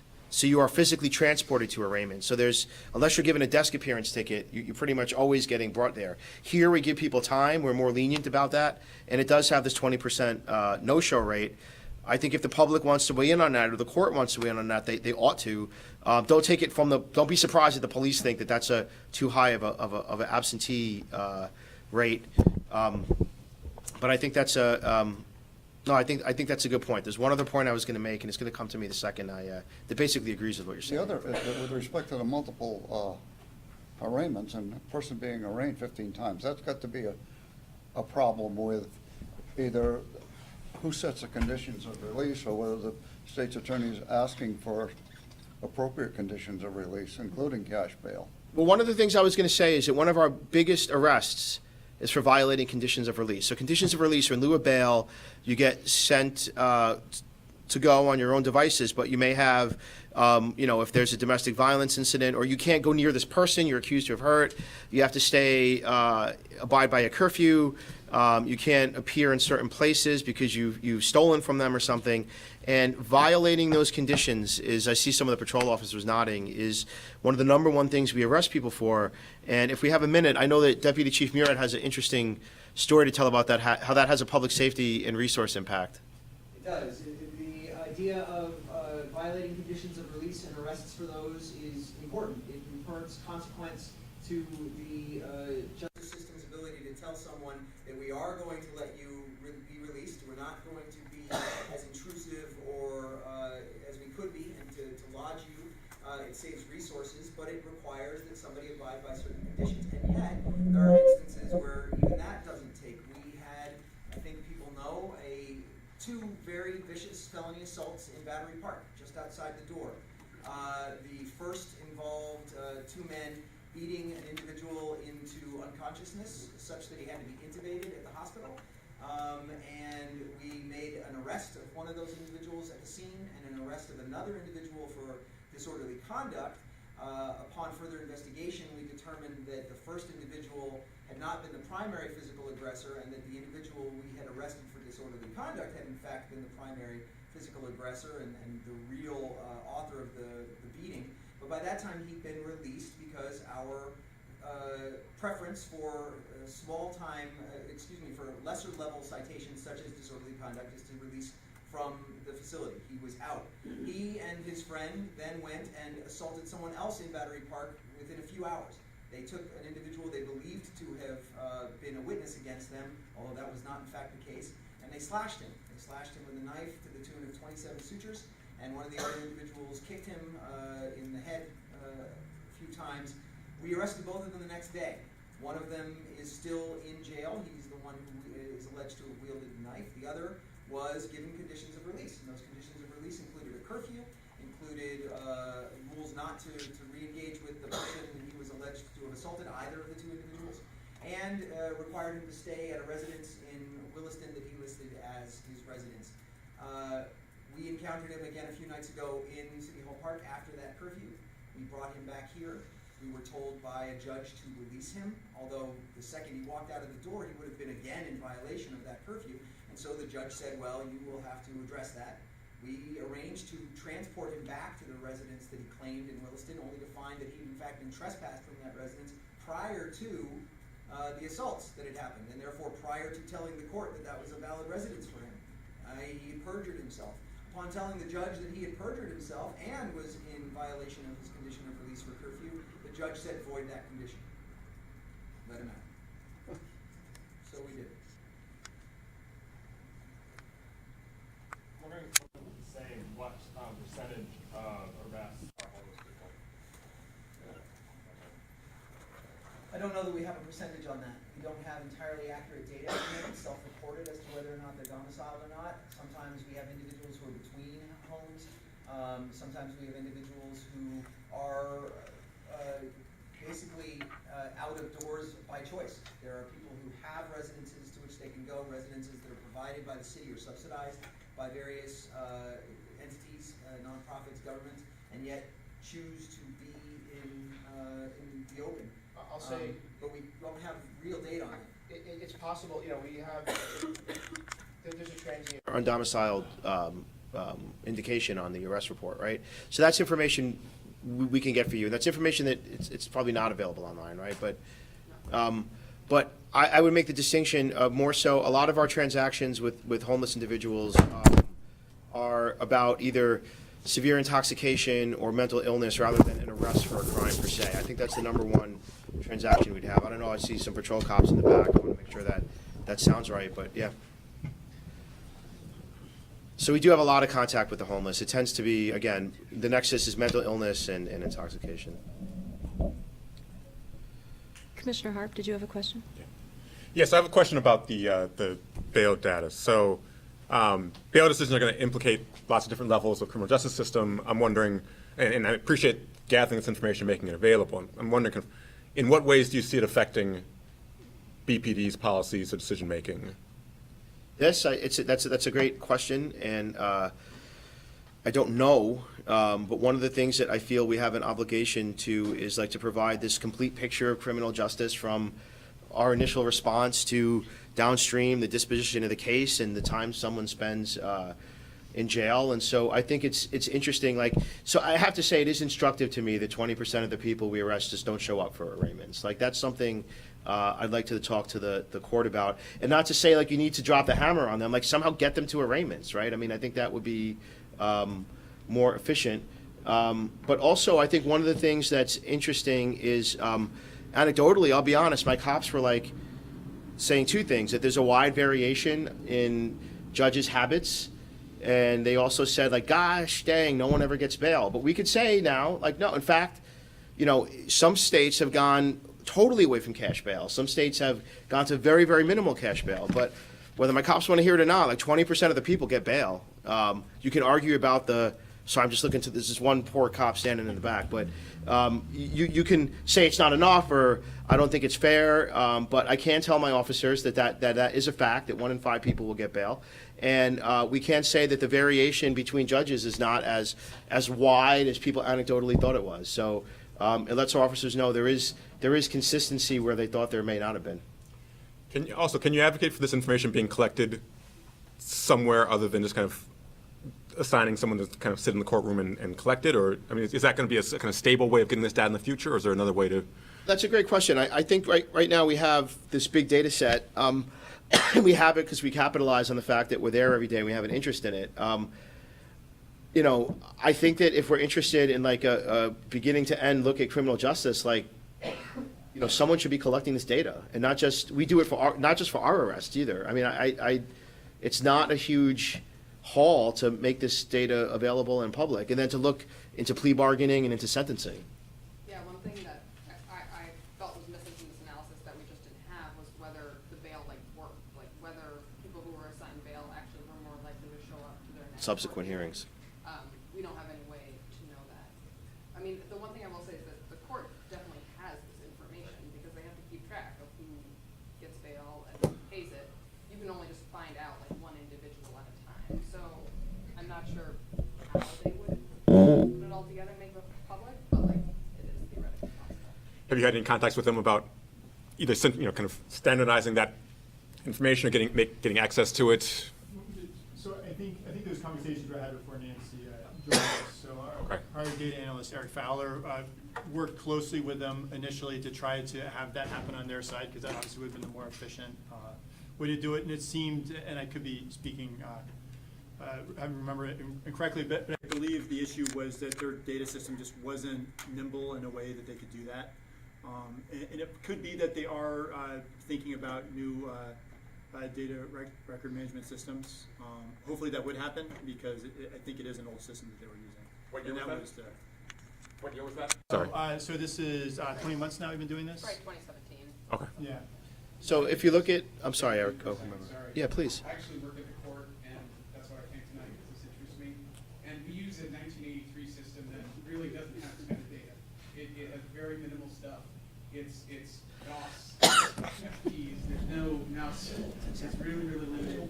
But in summer of next year, the new case management system should have a lot more information. So hopefully that'll change. Is your name Zachary by any chance? Is that? Hey, nice to meet you. Yeah, seen him on Twitter. Thanks. Yeah. No, listen, that's a good. And so interestingly, if you look at like Barry Stuntz is a legal scholar. Before he died of brain cancer, he wrote The Collapse of American Criminal Justice, and he said that even more so, you know, police decide who to bring to the court by collecting evidence and people, bringing them to a judge. It is the behavior of the court system and prosecutors and defense attorneys that have probably the most lasting outcome on a person's like subsequent interactions and like life course in criminal justice. And then he specifically went into plea bargaining. As plea bargaining is the #1 determinant of somebody's sort of fate, as whether they end up. And there are huge disparities in by race and by class about somebody's susceptibility to plea bargaining. But you know, because if you have a high caseload and you're a defense attorney, a public defender, and you have a lot of people to get off your docket, and you know you could just plead them out, right? Wealthy people that have private defense attorneys are less likely to plea bargain. Race and class are closely implicated. So I think one of the interesting things would be, if someone were to collect this data, would be to see throughout Vermont, because we have pretty progressive prosecutors here, but they really vary statewide, like what role plea bargaining plays in the pipeline. And you can Google this. France just passed a law that you are not allowed to collect data about what judges do or analyze the decisions they make using data. In France. In France. So, serious. So there you have it. So, I don't know. Okay, Not France. thank goodness. Okay, thank you, Chief. Thank you. Thanks for the Thanks, update. Nancy. Thanks, Nancy. Thanks, Nancy. Next on the agenda is, let's see, update on the role of Commission for Citizen Complaints. This is, just to remind the commissioners, this is part of the pilot that we have been working on. We brought our revised document before Public Safety, and they asked us to make a couple of changes. And I don't know, Shireen, if you want to, I know that you were working on some. Yeah, so I was possibly going to revise it this last month, but in looking at it further, it looks like it should just stay the way it is. In talking with the city attorney, so the last draft that came, I don't know if folks had looked at it for last meeting, but that's the one still on the table. That was the one that we had voted on. I So said, we're okay, good yeah. then. All right. What I don't know is we'll bring it before Public Safety because we need to do that. But in light of this new task force, the whole thing could be revised, so. Right. But we'll bring it to Public Safety just so that they have it, and we can give it to the new task force that's being formed, so they can check it out. Okay.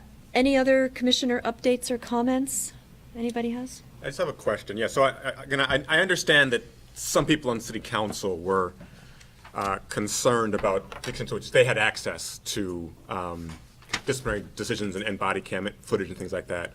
And so I was wondering whether there was a way of apprising city councilors earlier or even more broadly about matters that the commission was looking at or matters that BPD was looking at as far as possible disciplinary actions. Listen, I support that idea. I think if commissioners, one of the tensions is commissioners who are hesitant to take the information in executive session or take it and hold it confidential. And there comes a point where. Do you mean counselors?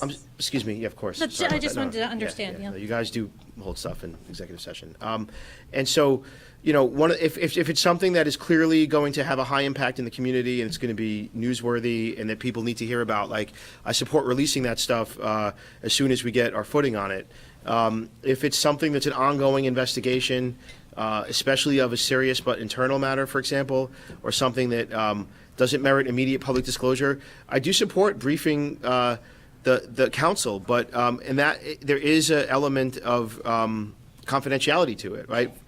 Same thing with if you're considering, serious discipline against the electric company, so employee.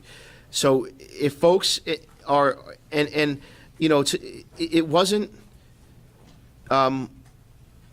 comforting to see the council feel like they were caught in the headlights when those two lawsuits came out. Like it seemed like it would have been an easy matter to tell them this thing is inevitable and here it is and I want you to know about it. And councilors felt like they were out of the loop, but yet you guys are nominally appointed by them. We're working together as sort of like a team. So I would support, and maybe the task force will come with that, a means by which to periodically brief the council on this stuff. I don't have a problem with that.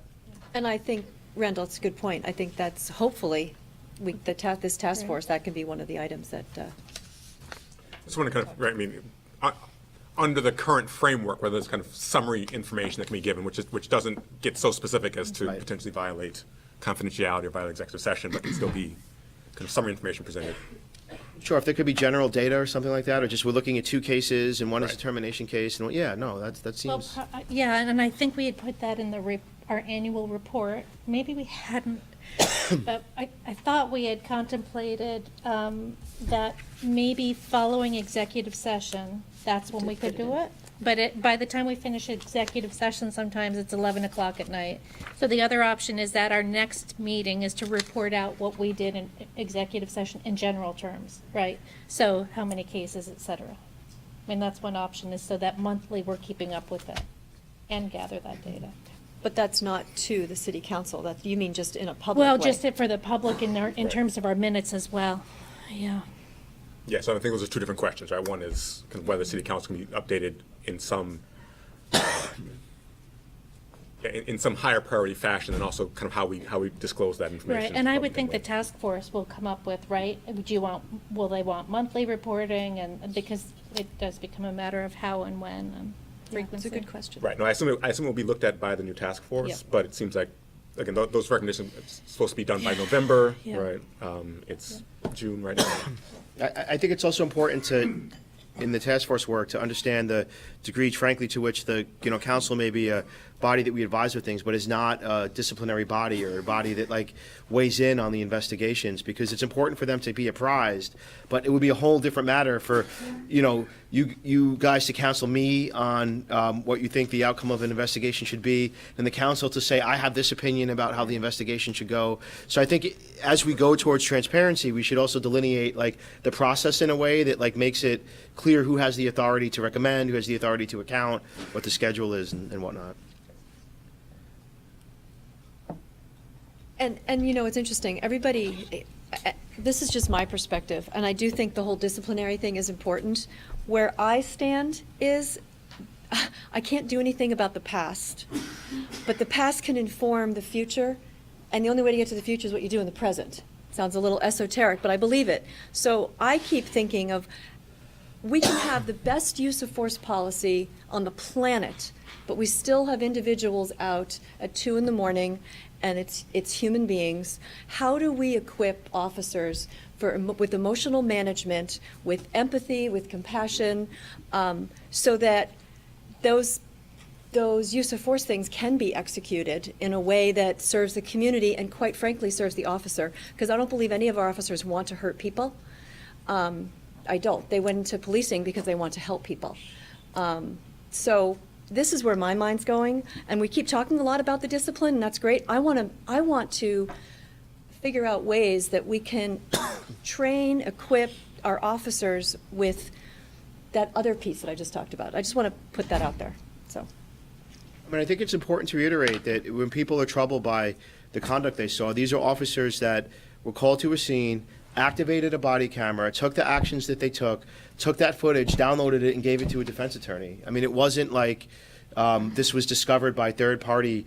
CopWatch did not bring this to light. It was the officers who filmed what they did and handed it to people who have the authority to then inform civil litigants and bring the cases to court and show it to a judge. So it just reflects on your thought that these are officers out there making these decisions, and to say it wasn't wow, I hope nobody notices that this happened, that this gentleman hit his head and passed out when I shoved him. The officer, there was no tampering with the footage. It was distributed to everybody who had a stake in holding the officer accountable. So a lot of it goes back to making the right decision in situ in the moment under all these pressures. well, and for me, I feel like, do we want discipline and fear of public to inform an officer's behavior? Some people might say yes, absolutely, and in the short term, that works. But once 6 months is gone, that doesn't work anymore. What works is ongoing training, ongoing empathy training, ongoing really heart-based training, and emotional management training. That's kind of what ongoing is going to have long and lasting effects, in my opinion.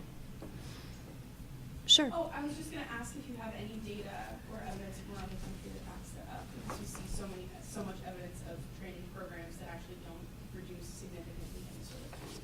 So I was just wondering if that's just based on your feelings about it, or if that's based on data and evidence. Well, it's funny that you ask. I don't have data, but I have been researching folks that do this kind of training. There's actually an institute called Heart Math Institute, and there's 2 folks that they have that work with military and police officers on this type of training.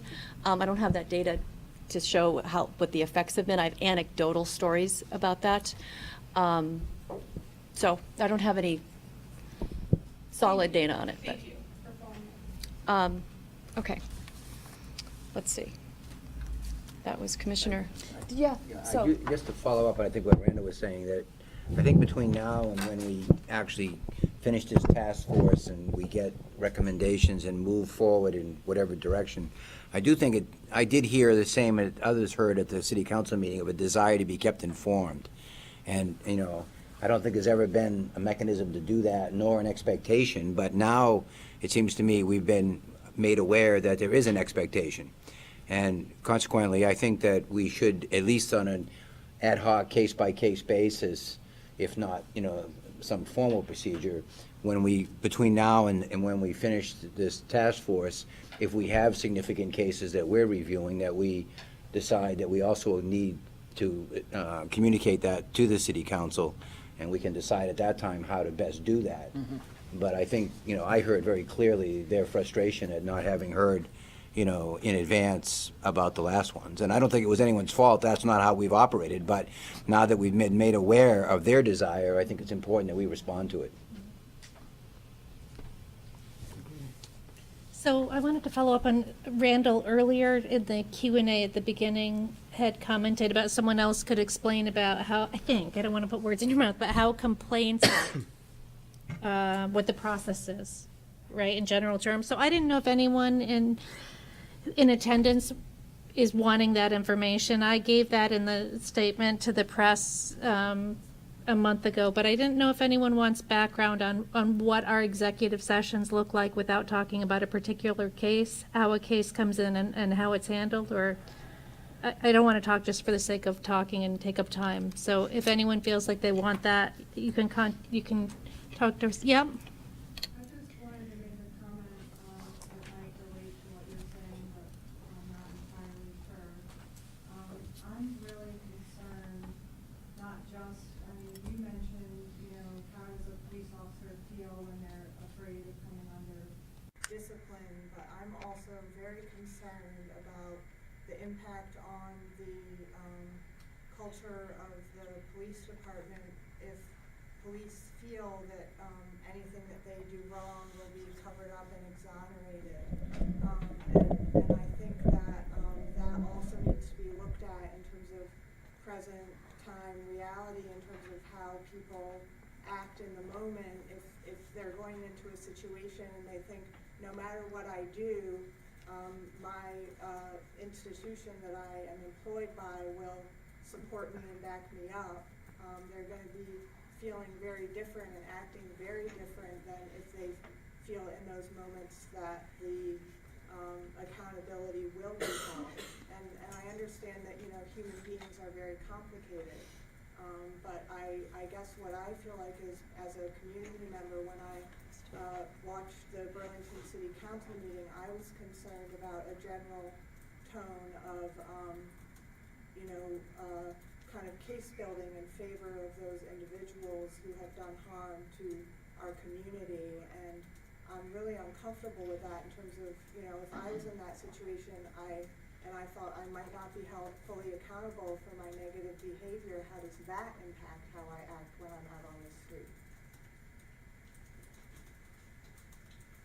Yeah, no, thank you for that.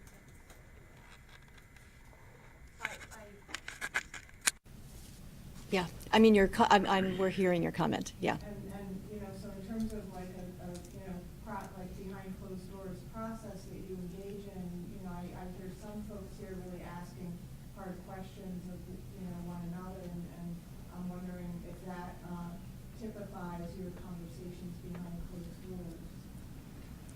Do we have hard conversations asking those questions? Yeah, yes, we do. We've spent hours talking about, like I said, it's in my opinion, the process has had integrity. We've chewed on things, we've disagreed with each other, we've debated. So, yes. We also wrote a directive a few months ago that makes it clear that failure to report misconduct or corruption is an act of misconduct or corruption. That's available online as well. That's something that I wrote for this police department that exists in other places. I think it's a unique procedure or directive in Vermont, but the idea that officers should not have an expectation that what they're doing will be exonerated or covered up. And one of the things, you may disagree with the conclusions or the outcome, but when we think a case rises to a level of seriousness, we also don't investigate it ourselves. We hire outside investigators, so I can't be accused of like a buddy or a peer or an old friend investigating a case. And again, you may think that the punishments weren't severe enough. You may think we came to the wrong conclusions in some cases.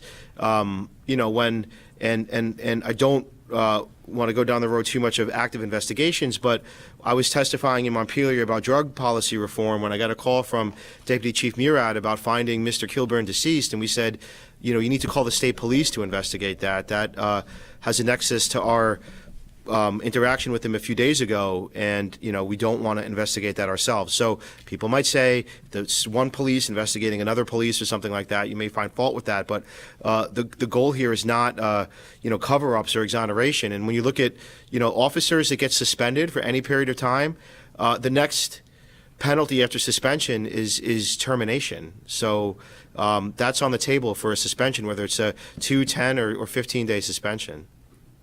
And we have, in the past, terminated officers for subsequent offenses that have been suspended. I don't think they'd call that covering up for them, is what I'm saying. Okay. Next is consent agenda. Does anybody have any changes, modifications from the minutes of the previous meeting?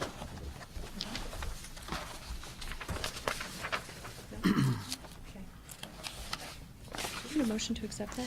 Yeah, I'll motion Anybody? Okay, second? second. All in favor? Aye. Okay. Next meeting's agenda items. Well, I don't know if the city council will have approved the social media policy, but that keeps getting bumped. We'll see. If they've approved it, we'll put it on to look at that in terms of our media policy and the city's social media policy. The next meeting is June 25th, so the task force will not be formed yet. Does anybody have anything right now? If not, we can, talk over the next couple of weeks. Yes, Bob? To get an explanation as far as the report that was sent to us, the annual report from the police department, and just ask the chief if he could please, with respect to the decrease in domestic violence, is that trend, if you can explain next time, is that trend continuing, and if there's a reason for it, because it seems very encouraging. And then, I guess the only other one I would ask is there's an increase in aggravated assaults, and I wondered if a fairly dramatic increase in aggravated assaults. Now, if I wondered if that might be somehow attributable to the fact that you have people, basically, it sounds like coming in and out of the court system without really respecting it. And in other words, it seems, is this the same old troublemakers, or is this something else? So just those two issues, if you could please. Okay. Because I think they have a real, particularly the domestic violence one seems very good news. So, Chief, that's the data from last year's report, because we Right. didn't update the data. So would it be interesting to see what that data looks like this year? Yeah, there has been an increase in aggravated assaults. There's been a modest decrease year over year in domestic assaults. There's been a notable decrease in burglaries. So we can talk. So can you put it, next, We did look a little bit into those aggravated assaults, Yeah. if you recall. for the next, I was just thinking for the next. Can you answer it in like a minute? Good idea. Thank Yeah, you. Just very briefly, we did, we looked at a decent proportion of them and found that a lot of those aggravated assaults actually were drunken fights where someone punched someone and someone fell down and hit their head on the sidewalk and suffered a head injury, and so it rose to the level of aggravated assault. We're looking to see if there are any trends, and we found that they did make up a decent proportion. Mostly downtown hours at night, yeah. People doing a good job as far as policing the patrons, or the bars doing a good job of policing the patrons? Well, it's interesting about the question of overservice. I think that we have a big nexus between violence and intoxication downtown, especially if you look at the use of force presentation I gave. We overlaid time and day of the week and use of force and reported incidents, and there's an overlay between like Thursday, Friday, Saturday, 10 p.m. to 1 a.m., I think is the strongest. Yeah, thanks, Nancy. And that correlates with bar fights. Yeah. And one of the worries is that the Liquor Authority does a lot of licensing work. They do a lot of work, not just like on-site enforcement. And I sort of wish, and I've said it many cases, many times I'll say it publicly, I wish that they would do more aggressive enforcement of over-serving, overcrowding, et In the cetera. past, they have, so maybe you should talk to them. Yeah. I'm We sure- get or it maybe- piecemeal when we maybe ask the for it, but mayor not or consistently. whoever has to talk to them, but they have in the past.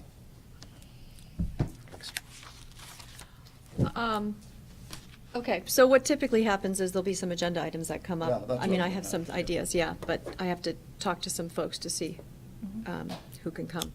Okay, so the next meeting is June 25th. Does that work for everybody? Make sure we have As a you know, quorum? I won't be here, but we'll have a Okay. perfectly capable person. Okay. Great. Is executive session needed tonight? Yes, you have two updates on internal investigations. Okay. Can I have a motion to go into executive session? What is it for? I'm sorry, I didn't For hear. disciplinary matters. Okay. I move that we go into executive session for disciplinary matters. Second? All in favor? Aye. Okay. So we will do that. And thank you, everybody, for coming.